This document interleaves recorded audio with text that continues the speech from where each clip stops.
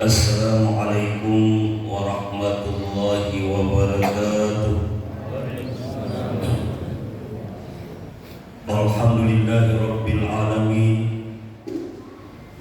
alladzi ahyana ba'dama amatana wa ilayhi nusyur alladzi unzila bihi al-Qur'an hudan linnas wa bayyinatin minal huda wal furqan.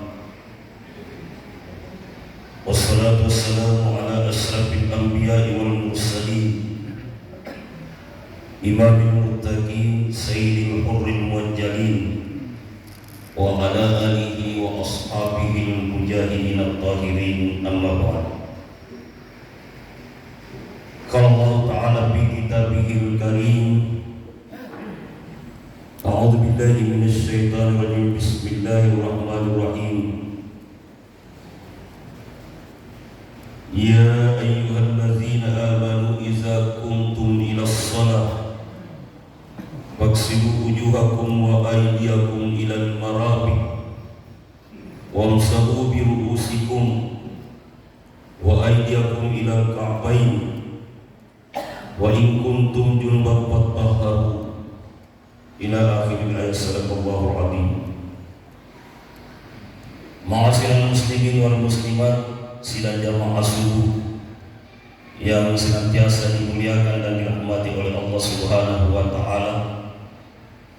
Alhamdulillah, syukurillah, patut kita banyak-banyak bersyukur di hadapan Allah Subhanahu wa taala di malam yang sangat dimuliakan di bulan suci Ramadan ini. Kembali kita melaksanakan salah satu kebutuhan rohaniah, yakni pelaksanaan ibadah salat subuh secara berjamaah, dan kita harapkan semoga apa yang kita laksanakan di subuh yang sangat dimuliakan Allah ini senantiasa diterima oleh Allah Subhanahu wa taala. Tentu selanjutnya salawat serta taslim kembali kita persembahkan kehadiran junjungan kita Nabi besar Muhammad sallallahu alaihi wasallam. Jamaah subuh yang berbahagia, malam hari ini kita akan kaji tentang persoalan taharah. Apa itu taharah? Yaitu kebersihan. Apa itu kebersihan yang dimuliakan Allah Subhanahu wa taala? Kalau kita kemas lebih dalam, yaitu namanya istinja, nasib masatinja. Biar sehebat apapun pelaksanaan ibadah kita, wabil khusus salat yang dimuliakan Allah, tapi kalau istinjanya tidak beres, bisa, ya kan? Makanya segala permasalahan ibadah itu harus diawali dengan kesucian.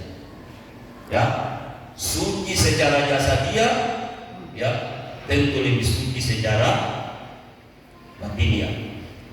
Ya. Bukan sekedar penampilan ada sama. Kalau penampilan kita itu kan cuma kamuflase saja, ya, masih bisa orang tertipu dengan penampilannya, ya. Tapi ketika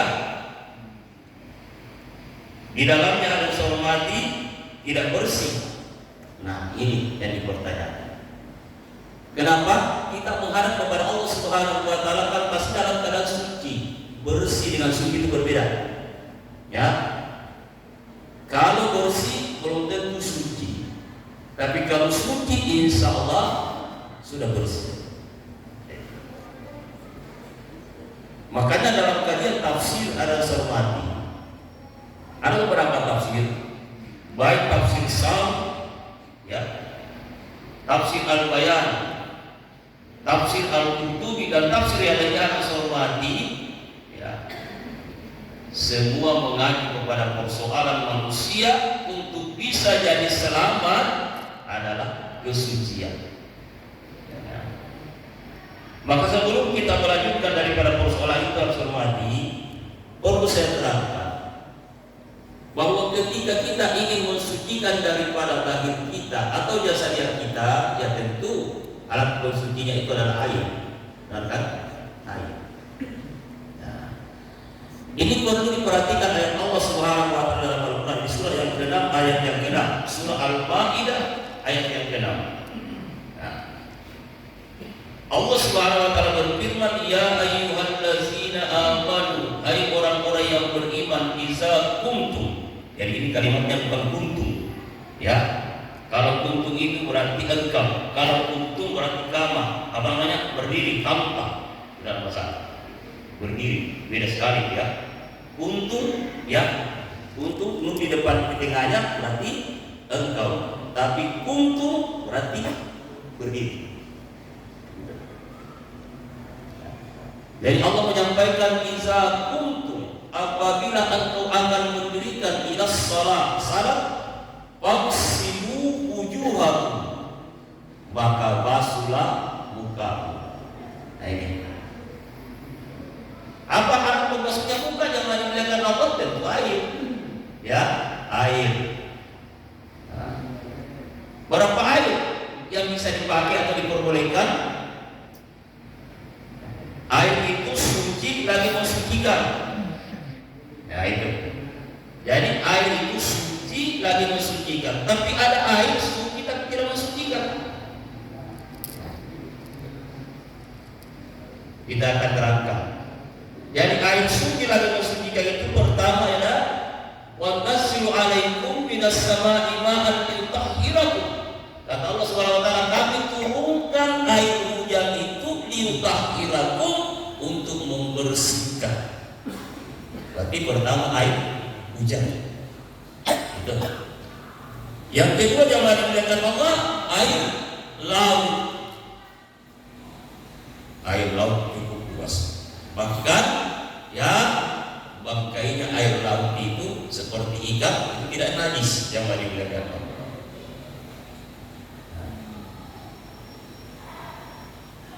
Yang ketiga air telaga. Ya, air telaga. Selanjutnya yang keempat air sumur. Nah, itu semua bisa dijadikan alat pembersih.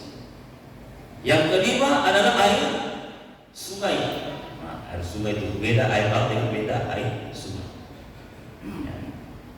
Kemudian yang keenam adalah air salju. Salju. Air salju itu harus sama mati, ya. Nah, biasanya di Arab Saudi jamaah dimuliakan Allah Subhanahu wa taala itu kalau kedinginan betul itu ya kelihatan salju. Ya, saya pernah mendapatkan di Saudi jamaah dimuliakan Allah, khususnya di apa namanya di Medina itu 10 derajat, bahkan di bawahnya jamaah dimuliakan Allah. Nah, ya kan? Kemudian yang terakhir yang ketujuh itu air embung. Apa itu air embung jamaah dimuliakan Allah? Misalnya ya, kendaraan kita taruh di luar, ya, apakah itu motor atau mobil jangan dimuliakan Allah, ada titik-titik di atas air itu, lintas tenda itu, tenda mobil itu dikatakan air embung. Ini kalau dikumpul bisa dijadikan sebagai alat untuk membersihkan diri kita. Jadi ada 7 macam. Nah, kemudian selanjutnya air suci tapi tidak mensucikan, suci tapi tidak bisa dipakai bersuci. Air apa itu? Air kopi, air susu, air kelapa, air teh, udah nyaman dimuliakan Allah. Siapa tahu kita kebetulan susah air, bagaimana kalau air teh kita kumpul saja, udah pun nyaman dimuliakan Allah.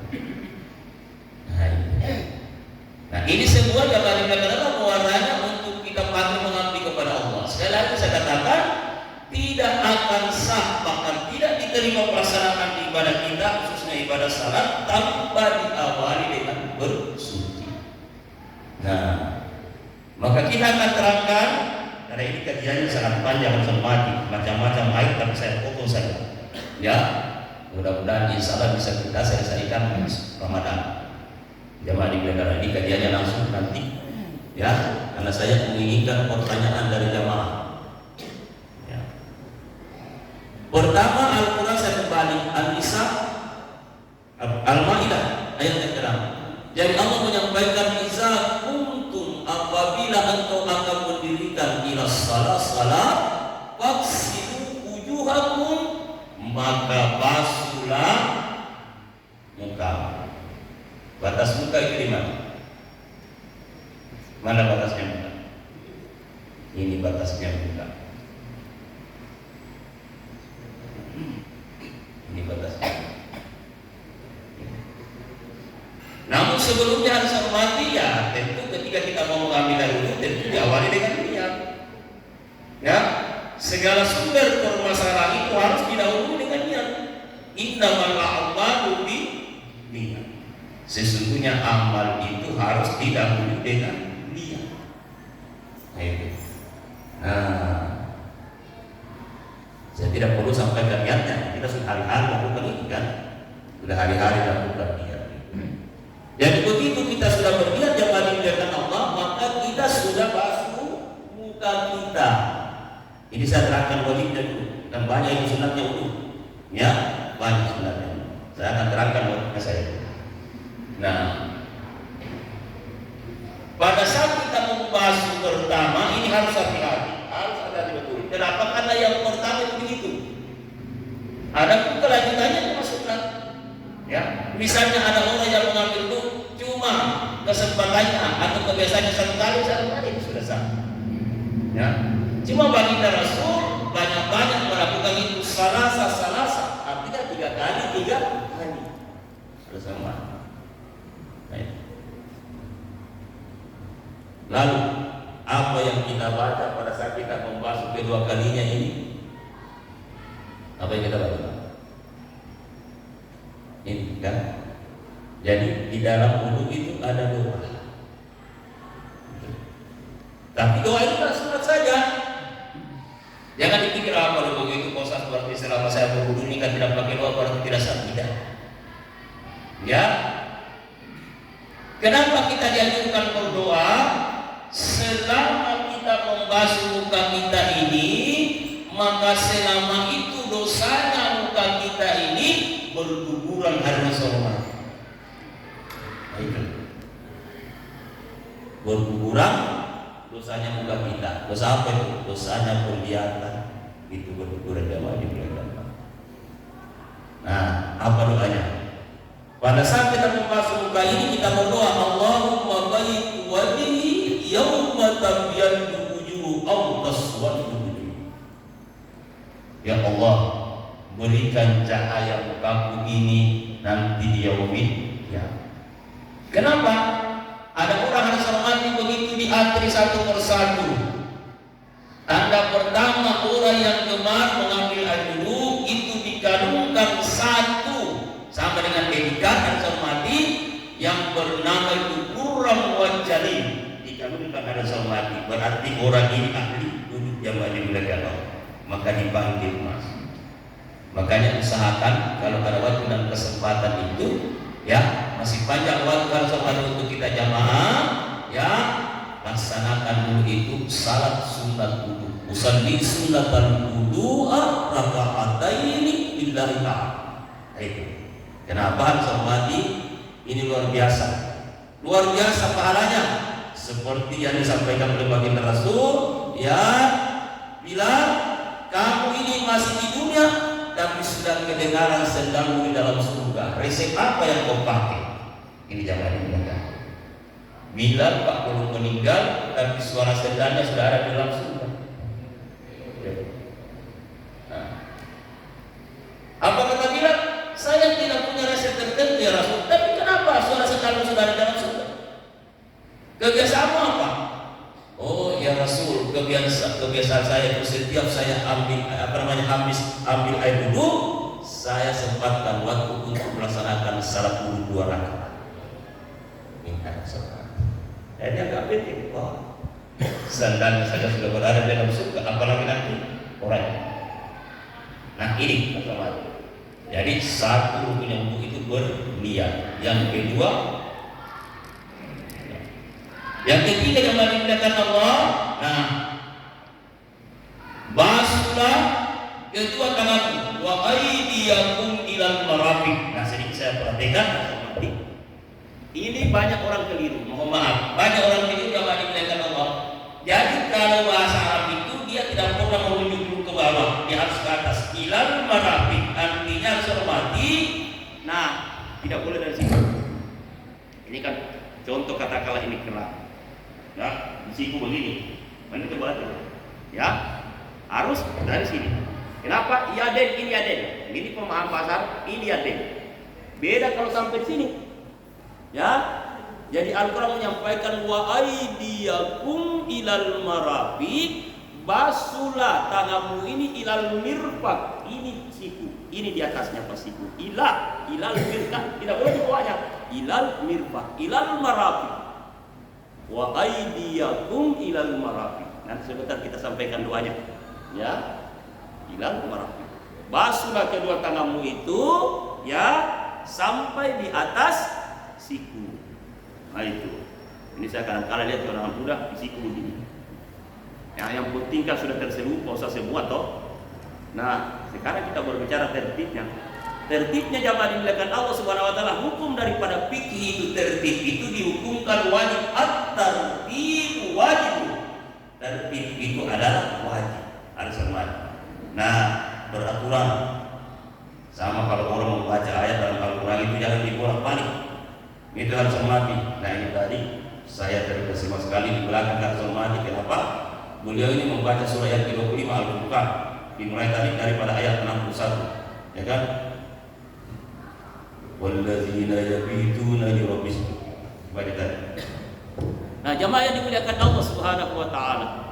Jadi pada saat kita membasuh tangan ini apa yang kita baca? Nah ini. Kenapa? Karena yang kita harapkan sementara kita basuh tangan kita ini, dosanya tangan ini berguguran di hadapan Allah Subhanahu wa taala. Apa yang kita baca? Allahumma atini kitabi biyamini wa la fi simali wa hasibni hisaban yasira. Itu yang dibaca. Saya ulangi kembali. Allahumma atini kitabi biyamini wa la fi simali wa hasibni hisaban yasira. Ya Allah, berikan catatan amalku dilewat dengan tangan kananku, wala fismat, dan jangan lewat daripada tangan kiri, wa hasibni hisaban yasira, gampangkan pemeriksaanku nanti ya Allah. Jelas? Ya, kenapa? Akan nampak manusia yang dimuliakan Allah yang memiliki amal nanti yang diberikan catatan amalnya lewat dengan tangan kanannya, begitu juga ada orang yang diberikan catatan amalnya wara'a dhahri, dari punggungnya. Penjelasannya di mana? Ya ayyuhal insan innaka qadiun ila rabbika qadhan famulaki fa amma man utiya kitabahu bi yamini fasawfa yuhasabu hisaban yasira wa yanqalibu ila ahlihi masrura wa amma man utiya kitabahu wara'a dhahri fasawfa yad'u subura wa yasla sa'ira. Itu. Jadi ada manusia